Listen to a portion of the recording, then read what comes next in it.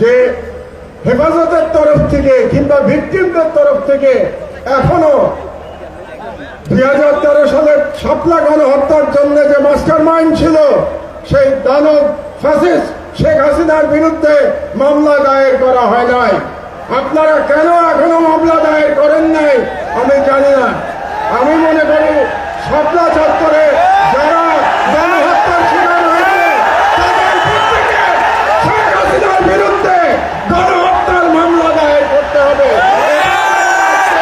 এক নম্বর দাবি।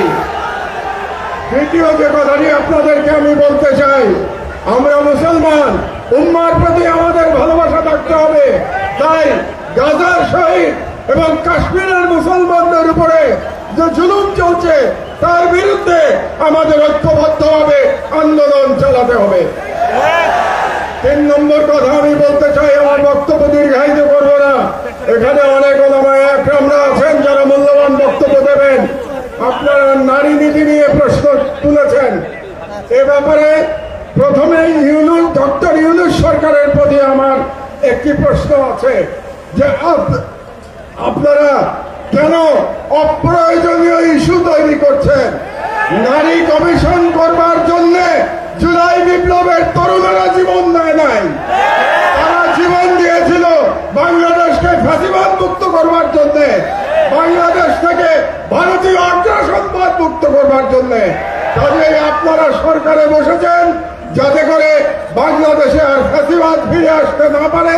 আপনাদের দায়িত্ব শুধুমাত্র সেই সংস্কারগুলি করা যে সংস্কারের মাধ্যমে বাংলাদেশে ফ্যাসিবাদের পুনরুত্থানের পথ আমরা বন্ধ করতে পারবো। কাজেই ডক্টর ইউনূস সরকারের প্রতি আমার বাংলাদেশের একজন প্রবীণ নাগরিক হিসেবে পরামর্শ থাকবে, আপনারা অপ্রয়োজনীয় ইস্যু তৈরি করবেন না।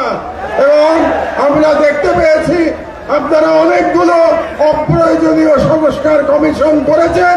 এই সমস্ত সংস্কার কমিশনের কোনো প্রয়োজন ছিল না। আপনারা রাষ্ট্রের সম্পদ এবং সময় নষ্ট করছেন। আমার অনুরোধ, এই সমস্ত কমিশন আপনারা বাতিল করে দেন। এই সমস্ত কমিশনের কোনো প্রয়োজন নাই। আর আলেম ওলামাদের কাছে আমার নিবেদন, আপনারা নারী নীতি নিয়ে লড়াই করতে গিয়ে বৃহত্তর লড়াই থেকে সরে যাবেন না। আমাদের বৃহত্তর লড়াই ভারতীয় সাম্রাজ্যবাদের বিরুদ্ধে লড়াই, বৃহত্তর লড়াই ইসলামের জন্য আমাদের লড়াই। আপনারা যদি নারী নীতির মতো একটা ইস্যু দিয়ে আন্দোলন করেন তাহলে আমাদের যে বৃহত্তর আন্দোলন এটা ক্ষতিগ্রস্ত হবে। কাজেই নারী নীতির অবশ্যই আপনারা প্রতিবাদ করবেন, কিন্তু তার মানে এই না যে আমরা মূল লড়াই থেকে সরে যাব। মূল লড়াই থেকে আমাদের সরে যাওয়া যাবে না। এই জন্য আপনাদের কাছে আমার আহ্বান, আপনারা ঐক্যবদ্ধ থাকবেন। আমি বিশ্বাস করি বাংলাদেশের আলেম সমাজ যদি ঐক্যবদ্ধ থাকে তাহলে বাংলাদেশের স্বাধীনতা কেউ ছিনিয়ে নিতে পারবে না। যে কোনো মূল্যে এই হেফাজতের মঞ্চ থেকে বাংলাদেশের সকল আলেমদের ঐক্যবদ্ধ থাকার আহ্বান জানিয়ে আমার বক্তব্য শেষ করছি। আল্লাহ হাফেজ। বাংলাদেশ জিন্দাবাদ।